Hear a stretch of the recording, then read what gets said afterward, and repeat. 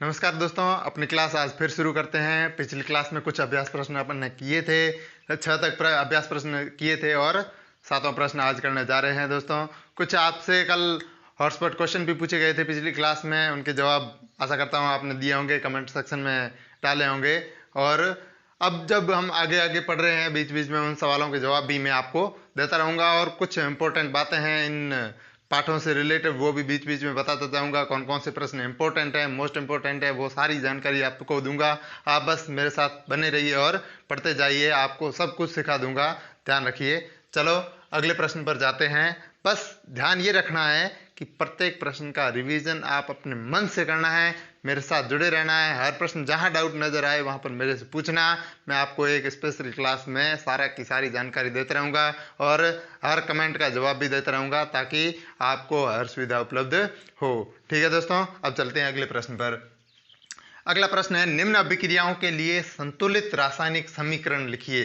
बात वही है, पिछला प्रश्न भी हमने किया था, उसमें भी संतुलित था। ठीक है, संतुलित करनी थी, रासायनिक अभिक्रिया लिख रखी थी, उसको संतुलित करनी थी। अब यहाँ पर समस्या कहाँ आती है कि ये जो दे रखे, ये रासायनिक नाम दे रखे हैं, इनको पहले रासायनिक सूत्र में लिखना है, फिर इसको क्या करना है, संतुलित करना है। अब नाम से रासायनिक सूत्र बनाना, बस ध्यान ये रखना है कि किस नाम का प्रतीक क्या है और वो जब उसके साथ जुड़ता है, संयोग करता है, तो उनके आयन किस तरह से, उनके परमाणु किस तरह से निश्चित मात्रा में एडजस्ट होते हैं, ये जानकारी दोस्तों आपको रखनी है। और इसके लिए ज़्यादा मेहनत करनी पड़ेगी, थोड़ी मेहनत करनी पड़ेगी, कंटिन्यू दोहराते रहोगे तो सारा कुछ अपने आप समझ में आने लगेगा। चलो अगले प्रश्न पर चलते हैं अपने।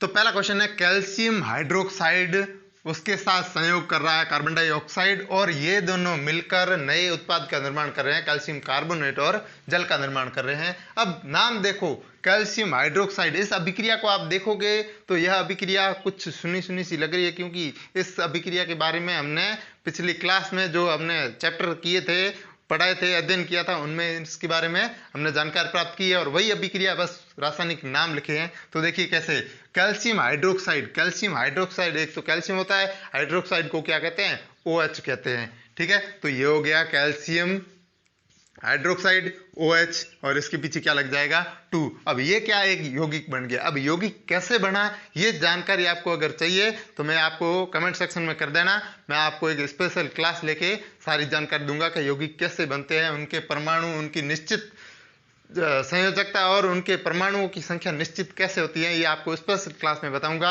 अभी अगर बताने बैठ गए तो थोड़ा बोरिंग बोरिंग से लगने शुरू हो जाएगा और सारा मैटर इधर उधर हो जाएगा। तो अभी फिलहाल इन इंपॉर्टेंट चीज़ों पर ध्यान देना है और स्पेशल क्लास में जाके सारी जानकारी लेके रिवाइज करना है इस क्लास को, सारा कुछ समझ में आ जाएगा। ठीक है दोस्तों, कैल्शियम हाइड्रोक्साइड हो गया, इसके साथ किसको मिलाया, कार्बन डाइऑक्साइड, ये तो आमतौर पर हम सुनते ही हैं, क्या हो जाएगा, CO2। इन दोनों को मिलाया तो क्या बना, आपको सिर्फ इन पर ध्यान रखना है, कैल्शियम कार्बोनेट बना। तो ये चीज हमने देखी थी, कैल्शियम कार्बोनेट CO3, और उसके बाद क्या बन रहा है, जल बन रहा है। अब सारे कुछ बन गए, किसी को एडजस्ट करने की जरूरत है नहीं। अब हमें क्या करना है, सिर्फ इसको बैलेंस करना है, संतुलित करना है। वो कैसे करेंगे, ध्यान से देखो। तो कैल्शियम इस तरफ एक है, इस तरफ भी कितना है, एक है, तो इसको छेड़छाड़ करने की जरूरत है नहीं। CO, अब कार्बन, कार्बन इधर भी एक है, इधर भी एक है, चलो छोड़ो। ऑक्सीजन इधर 2 है, इधर 3 है, इधर कितने हो गए, 3 और 1 4 हो गए, इधर क्या है, 2 और 2, ये कितने हो गए, 4। हाइड्रोजन ये 2 है, तो इधर भी हाइड्रोजन 2 है, तो इसको कुछ भी नहीं करना, ये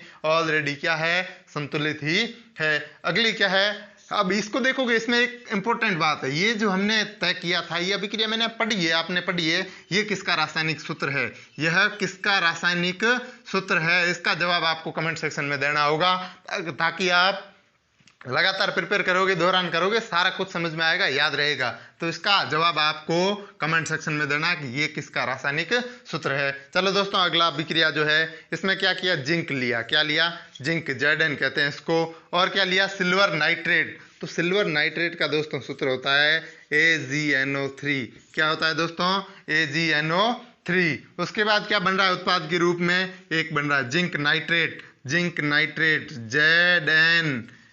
ZnNO3, नाइट्रेट को NO3, ये था, वहां गया, अब इसके पीछे 2 लग रहा है, क्यों, क्योंकि ये आयन की वजह से हो रहा है, परमाणु की संख्या के आधार पर हो रहा है, और पीछे क्या रह रहा है, सिल्वर रह रहा है, Ag रह रहा है। ठीक है दोस्तों, अब इसको क्या करना है, संतुलित करना है। कैसे संतुलित करेंगे दोस्तों, अब यहाँ पर NO3 एक था और इधर जाके कितने हो गए, 2। इसका मतलब इधर भी NO3 को 2 करना पड़ेगा। अब NO3 को 2 करने के लिए अब पीछे तो कुछ कर नहीं सकते, तो हमें क्या करना पड़ेगा, 2 यहाँ लगाना पड़ेगा। इसका मतलब Ag की संख्या भी कितनी होगी, दुगनी होगी, तो Ag को भी इधर दुगुना करना पड़ेगा। तो ये कितना हो गया, 2 हो गया, NO3 भी 2 हो गया और Ag भी 2 हो गया, इधर भी है और इधर भी हो गया। Zn इधर भी एक था और इधर भी एक ही है, तो इससे कोई फर्क पड़ने वाला है नहीं, उसको कोई परिवर्तन करने की जरूरत है नहीं। तो ये हो गई हमारी बैलेंस इक्वेशन। अब है तीसरी सी, एल्यूमिनियम प्लस कॉपर क्लोराइड, और इससे उत्पाद के रूप में बना एल्यूमिनियम क्लोराइड और दूसरा क्या बना, कॉपर। तो इसको कैसे लिखेंगे, एल्यूमिनियम को क्या कहते हैं दोस्तों, एल्यूमिनियम को कहते हैं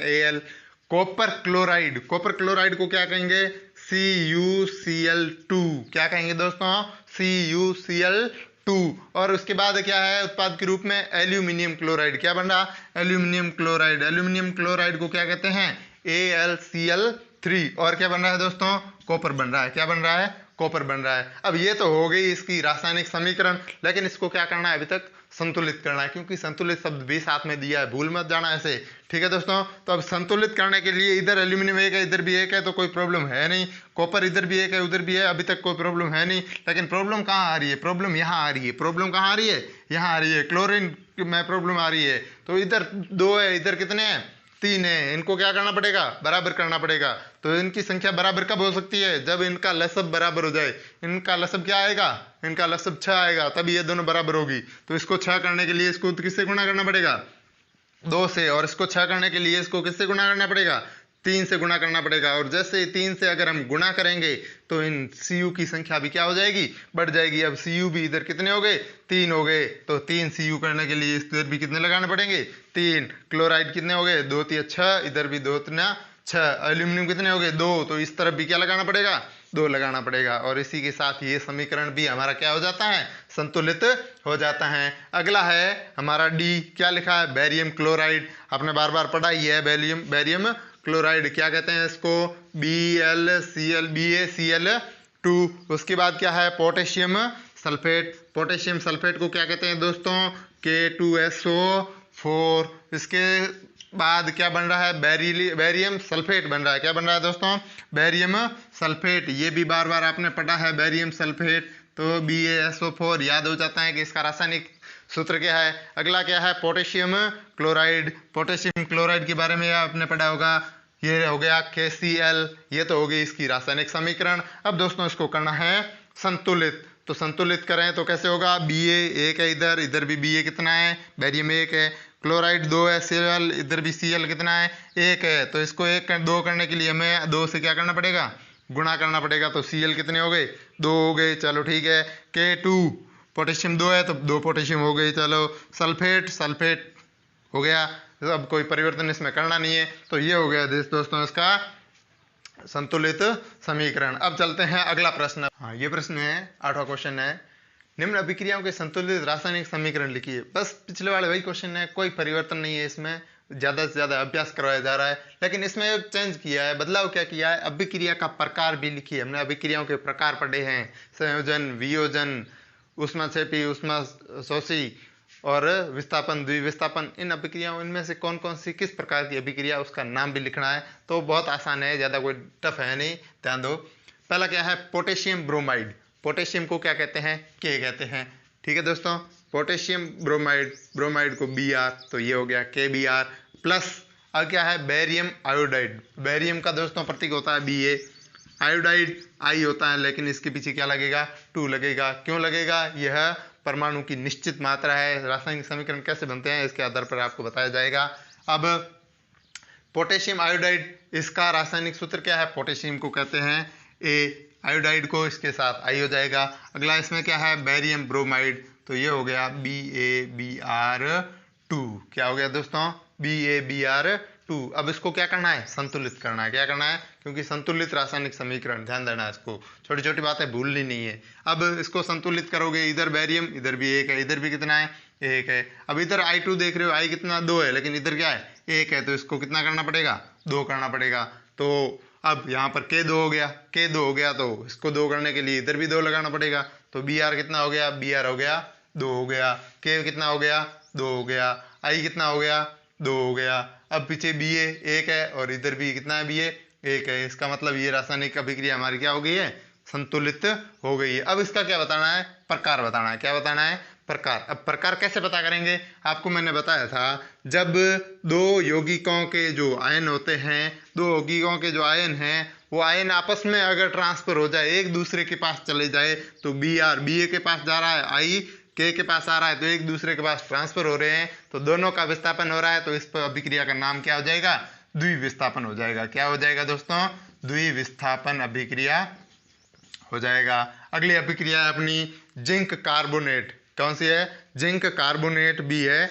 जिंक को Zn, कार्बोनेट को CO3। इसको किस में तोड़ा गया है, जिंक ऑक्साइड में। जिंक ऑक्साइड को कैसे लिखेंगे, ZnO। अब कार्बन डाइऑक्साइड CO2।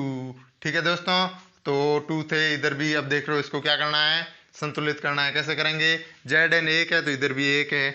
ओ सी कितना, 1 है तो सी इधर भी 1 है। ऑक्सीजन इधर 3 है तो 1 ये रहा, 2 ये रहे, कितने हो गए, 3। तो इसके साथ कोई छेड़छाड़ करनी नहीं है। ये हो गई हमारी संतुलित अभिक्रिया हो गई। अब इसको क्या करना है, इसका नाम देना है। प्रकार कौन सा है इसमें, तो मैंने आपको बताया जब एकल अभिक्रिया एकल पदार्थ को जब तोड़कर अनेक पदार्थों में बांटा जाता है, तो एकल पदार्थ जब टूटता है तो इसको कहते हैं वियोजन या अपघटन कहते हैं। क्या कहते हैं दोस्तों, वियोजन या अपघटन। तो एकल पदार्थ टूट रहा है, इसका मतलब ये कौन सी अभिक्रिया हो जाएगी, वियोजन अभिक्रिया हो जाएगी।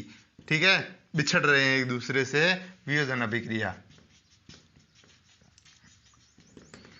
ठीक है, अब क्या है, हाइड्रोजन प्लस क्लोरीन। बहुत ही आसान, सबसे आसान अभिक्रिया। हाइड्रोजन गैस को कैसे लिखते हैं, H2 लिखते हैं। क्लोरीन गैस है, कैसे लिखेंगे, HCl2 लिखेंगे।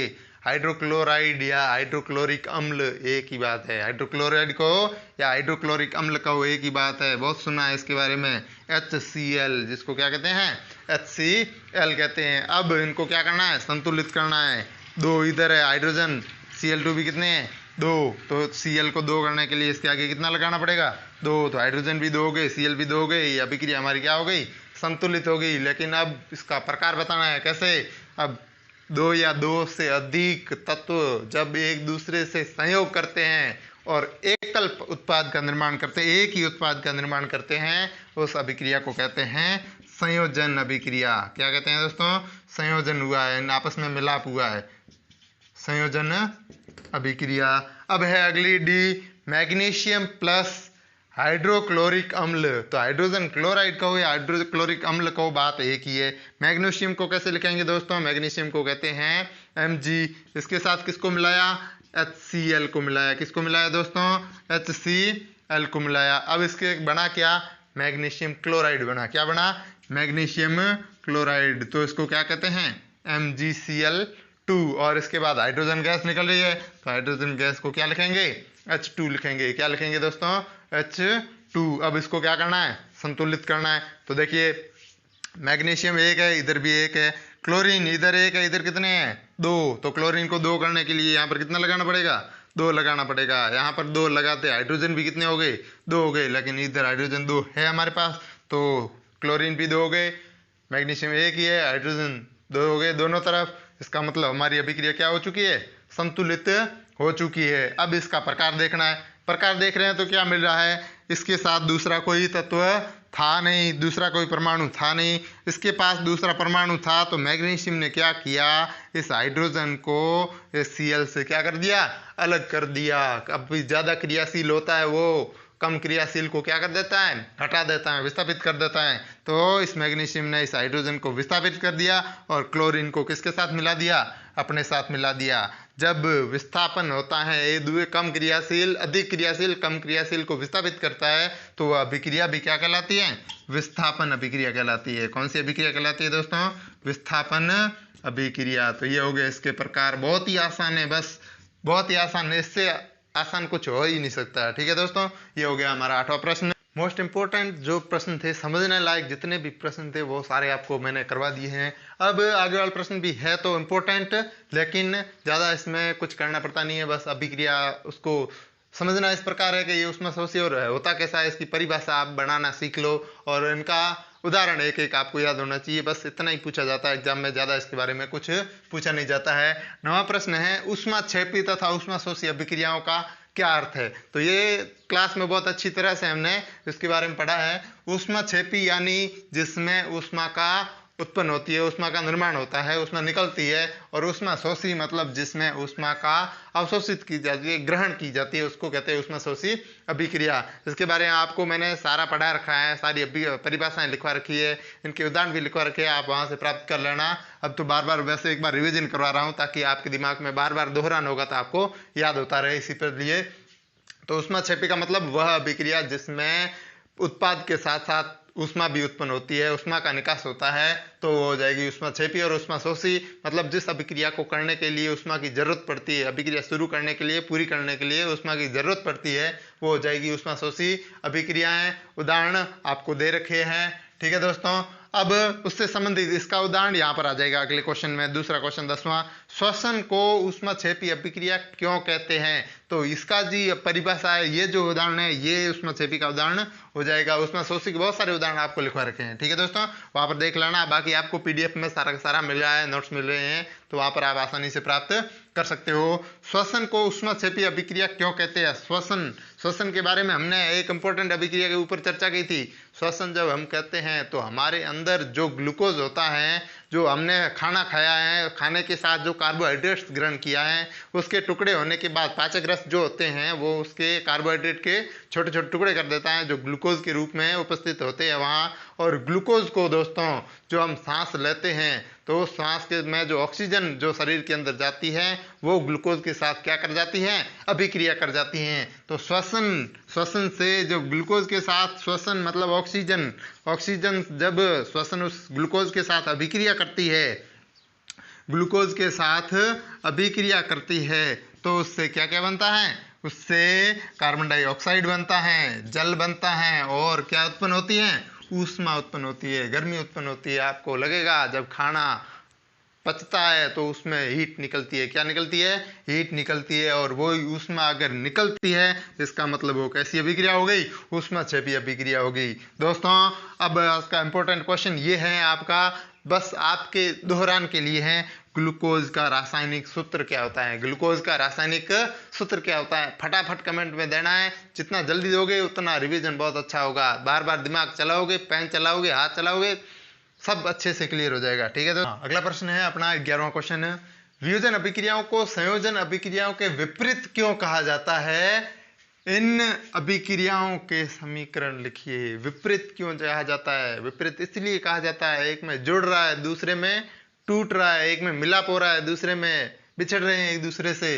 तो वियोजन अभिक्रिया, वियोजन में क्या होता है, दो एक पूरी तरह यौगिक जो बना हुआ है जिसको किसी न किसी प्रभाव से उसको अलग किया जा रहा है। आप आसपास के देश अपने आसपास भी ये चीजें देखते हैं, किसी को अलग करने के लिए कानाफूसी करनी पड़ती है, तो यही प्रभाव है। उसी प्रकार वो बिछड़ जाते हैं, इसी प्रकार इनमें भी किसी न किसी प्रभाव से उसको अलग किया जाता है। वो प्रभाव कौन कौन से होते हैं, ऊष्मा, प्रकाश, ठीक है दोस्तों, और विद्युत, तीन प्रभावों से इनको अलग किया जाता है। तो वियोजन और संयोजन विपरीत इसलिए है क्योंकि एक में जो तत्व है वो संयोजित हो रहे हैं, जुड़ रहे हैं, लेकिन दूसरे में वो जो तत्व है वो यौगिक से क्या हो रहे हैं, अलग हो रहे हैं, इसलिए ये दोनों विपरीत है। और इनके अभिक्रियाओं के समीकरण लिखने हैं तो इनकी परिभाषा लिखना और उसके नीचे इनके समीकरण लिखना। बहुत सारे समीकरण आपको लिखवा रखे हैं अपनी क्लासों में, ठीक है दोस्तों, कर लोगे ये।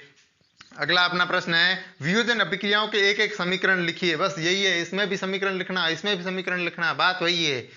एक एक समीकरण लिखिए जिनमें ऊष्मा, प्रकाश तथा विद्युत के रूप में ऊर्जा प्रदान की जाती है। पूरा का पूरा टॉपिक बहुत अच्छी तरह से आपको समझाया था। ऊष्मा के रूप में भी 2-3 अभिक्रियाएं लिखवाई थी, प्रकाश की भी 1-2 अभिक्रियाएं लिखवाई थी, और विद्युत के रूप में ऊर्जा प्रदान की जाती है, इसकी भी आपको अभिक्रिया लिखवा रखी है। तो तीनों के क्या लिखने हैं, एक एक समीकरण लिखने हैं, और तीनों के ऊष्मा, प्रकाश और विद्युत के आधार पर लिखने हैं। तो ज्यादा बड़ा है नहीं, सारे अभिक्रियाएं लिखवा रखी है, वही की वही लिखनी है, ठीक है दोस्तों। अगला है, विस्थापन एवं द्विविस्थापन अभिक्रियाओं में क्या अंतर है तथा इनके समीकरण लिखिए।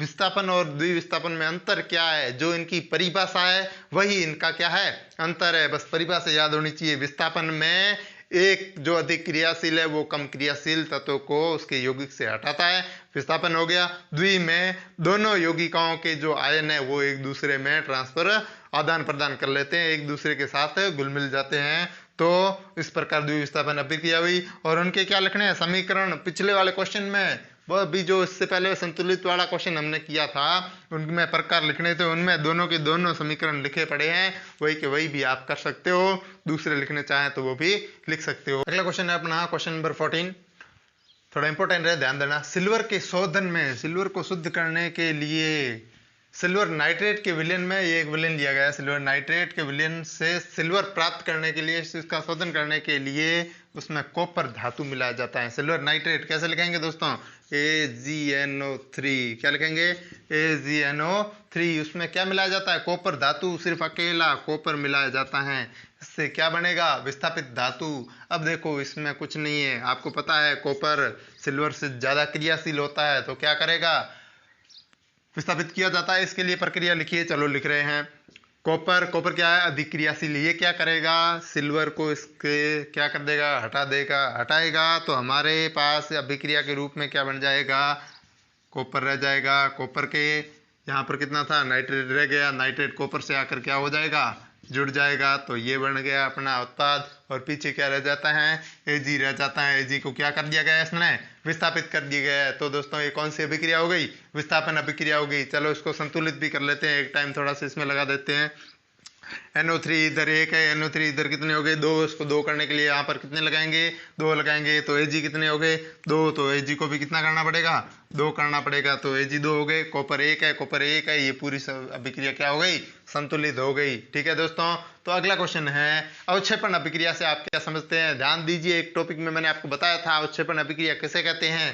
ठीक है दोस्तों, अगर नहीं पता है दोबारा देखना, वापस मैं दोहरा रहा हूँ। अवक्षेपण अभिक्रिया इसकी परिभाषा क्या होगी, ऐसी अभिक्रिया जिसमें उत्पाद में विलयन में जो अवक्षेप निकलता है, जिसमें ऐसा पदार्थ प्राप्त हो जो उस विलयन में घुलता नहीं है, अविलय रहता है, अघुलनशील रहता है, नीचे एक पाउडर के रूप में पड़ा रहता है, प्रेसिपिटेट के रूप में पड़ा रहता है, और उसको कहते हैं अवक्षेपण। और जिसमें इस अभिक्रिया में ऐसा होता है उस अभिक्रिया को नाम दिया है अवक्षेपण अभिक्रिया। दोस्तों क्या कहता है अवक्षेपण अभिक्रिया। इसका उदाहरण दीजिए, उदाहरण द्विविस्थापन की जो अभिक्रियाएं करवाई थी मैंने उसमें आपको उदाहरण दे रखा है, वो उदाहरण यहाँ पर लिख लेना। तो ये हो गया अपना प्रश्न पूरा। अगला है ऑक्सीजन के योग और ह्रास के आधार पर, योग का मतलब जुड़ना वृद्धि होना, ह्रास मतलब उसमें कमी आना निकलना निकास होना। योग और ऑक्सीजन के योग और ह्रास के आधार पर निम्न पदों की व्याख्या कीजिए। अब निम्न पद कौन कौन से है, एक तो हमारा ऑक्सीजन के जुड़ने और घटने में एक हो जाएगा उपचयन, कौन सा हो जाएगा उपचयन, और दूसरा है अपचयन। तो इसके आधार पर व्याख्या करनी है और उनके उदाहरण देने हैं। तो दोस्तों ये ऑक्सीजन के आधार पर है, इसमें हाइड्रोजन का लेना देना नहीं है। तो उपचयन में क्या होता है, उपचयन का दूसरा नाम ऑक्सीकरण है। उपचयन का दूसरा नाम दोस्तों क्या है ऑक्सीकरण है। तो ऑक्सीकरण का मतलब उसमें ऑक्सीजन का जुड़ना। तो उपचयन की परिभाषा क्या हो जाएगी दोस्तों, उपचयन में हो जाएगा ऐसी अभिक्रिया जिसमें ऑक्सीजन का जो ऑक्सीजन के परमाणुओं में वृद्धि होती है, जिसमें पदार्थों में तत्वों में उत्पाद के रूप में जाते समय ऑक्सीजन के परमाणुओं में वृद्धि होती है, उसको कहते हैं उपचयन। और जहां पर ऑक्सीजन के परमाणुओं में कमी होती है उसको क्या कहते हैं दोस्तों अपचयन। और इनकी अभिक्रियाएं बहुत सारी आपको लिखवा रखी है, दो तीन अभिक्रियाएं लिखवा रखी है अलग से, और नहीं भी है आप पिछली क्लास में नहीं देखी है तो इसके डिस्क्रिप्शन लिंक में जाकर आपको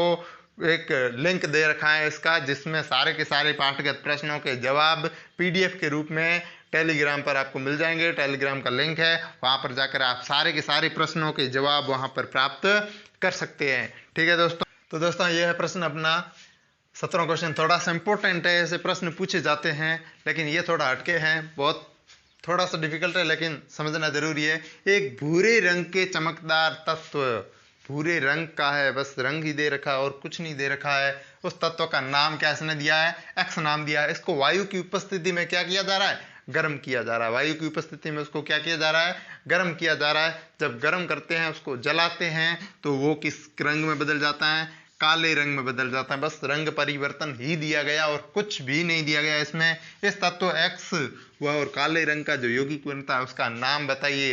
तो दोस्तों बात ये रखनी है, रंग के आधार पर कैसे पहचानेंगे, थोड़ा याद रखना है, दिमाग में रखना है कि भूरे रंग का जो तत्व होता है धातु होता है वो कौन सा होता है? कॉपर होता है दोस्तों। कौन सा होता है? कॉपर होता है। भूरे रंग का तत्व कौन सा होता है दोस्तों? कॉपर होता है। और कॉपर को क्या किया जा रहा है? ऑक्सीजन की उपस्थिति में गर्म किया जा रहा है। और ऑक्सीजन की उपस्थिति में जब गर्म करते हैं तो वो कौन सा काले रंग में बदल जाता है? जब जलाते हैं, उसको गर्म करते हैं, तो वो किस में बदल जाता है? काले रंग में। और काले रंग में बदलने वाले पदार्थ को क्या कहते हैं?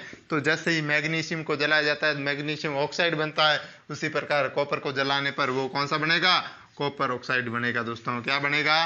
Copper oxide. तो काले रंग का जो यौगिक है वो कौन सा है? कॉपर ऑक्साइड है। और भूरे रंग का तत्व X जो है वो कौन सा है? कॉपर है दोस्तों। कौन सा है? कॉपर। और काले रंग का तत्व कौन सा है? Copper oxide. ये दोनों है। बहुत अच्छे से ध्यान रखना है, याद रखना है इनको, क्योंकि रंग के आधार पर डिवाइड किया गया है। याद रखना बहुत जरूरी है। अगला क्वेश्चन 18वां, लोहे की वस्तुओं को हम पेंट क्यों करते हैं? बहुत आसान है, सीधा सा जवाब है, उसको जंग लगने से बचाने के लिए। जंग कैसे लगती है? ये जो लोहे की वस्तु है यह नमी के साथ, जल के साथ, जो नमी है, आर्द्रता है, अम्ल है, उसके साथ क्या करती है? अभिक्रिया करती है। और भूरे रंग की एक लालिमा परत जम जाती है उसके ऊपर। तो उस जंक्शन से, उस जंग से बचाने के लिए उस पर क्या किया जाता है? पेंट किया जाता है, ताकि पेंट करने पर जो लोहा है वो ऑक्सीजन के संपर्क में ना आए, नमी के संपर्क में ना आए। और जब तक संपर्क में नहीं आएगा तब तक जंग नहीं लगेगी। तो उसको बचाने के लिए जंग लगाई जाती है, उसके ऊपर पेंट किया जाता है। सॉरी।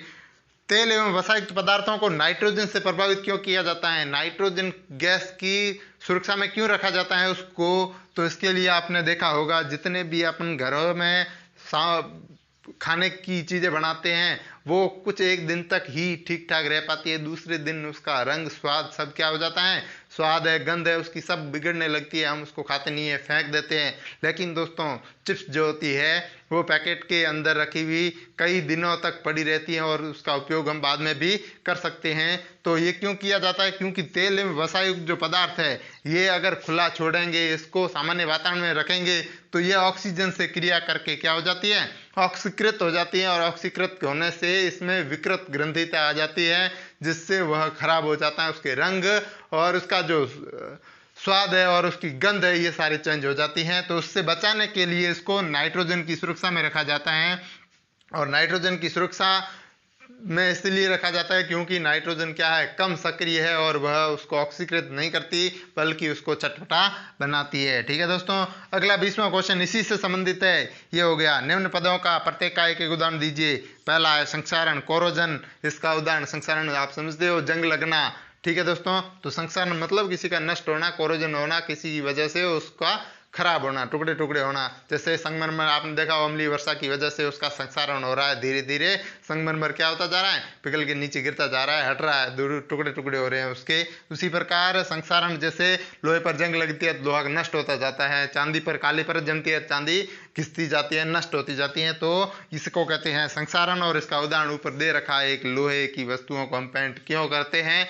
क्योंकि उसको लोहे से जंग लगाने से बचाने के लिए। इसका उदाहरण हो गया विकृत ग्रंथि का, तो उदाहरण ये रहा। वसायुक्त ये नाइट्रोजन से प्रभावित क्यों कहते हैं? इसके अलावा अगर लिखना तो चिप्स के पैकेट का उदाहरण दिया है, वो भी उदाहरण इसमें आप लिख सकते हैं और इसकी परिभाषा भी आप लिख सकते हैं। तो परिभाषा वर्णन जो है वो परिभाषा हो जाएगा और इसका उदाहरण आपको दे रखा है बहुत अच्छी तरह से। इसी के साथ हमारा जो ये पाठ है इसके सारे के सारे प्रश्न कंप्लीट होते हैं। अब टाइम आता है फिर रिवीजन का, और वो रिवीजन कब होगा? एक टेस्ट लेके आपका इसका रिवीजन करवाया जाएगा। उस टेस्ट को आप ज़्यादा से ज़्यादा लोग देंगे। जो अपने आसपास अभी तक नहीं जुड़े हैं, आपके दोस्त भी है जो बैठे हैं, जब नहीं जुड़े हैं, उनसे आग्रह करना कि बहुत अच्छी क्लास चल रही है, उसमें टेस्ट लिया जा रहा है, समझना जरूरी है, तो उनको भी शेयर करो तो कि वह भी देखे और उनको भी लाभ मिले। आपको बार बार क्यों दौरान करवाया जा रहा है? क्योंकि आपके दिमाग में ये सेट हो जाए और आपको अच्छी तरह से समझ में आ जाए और याद हो जाए। ठीक है दोस्तों, तो आज की क्लास यहाँ खत्म करते हैं। हम अगली क्लास शुरू करेंगे। उससे पहले आपको जितने भी इस पहले अध्याय में जितनी भी परेशानियां आती है वो शेयर करो ताकि उनका हल निकल जाए। जितना हल निकालेंगे तो हमें आगे के पाठ पढ़ने में कोई प्रॉब्लम नहीं आएगी। ठीक है दोस्तों, चलते हैं, फिर मिलेंगे अगली क्लास में।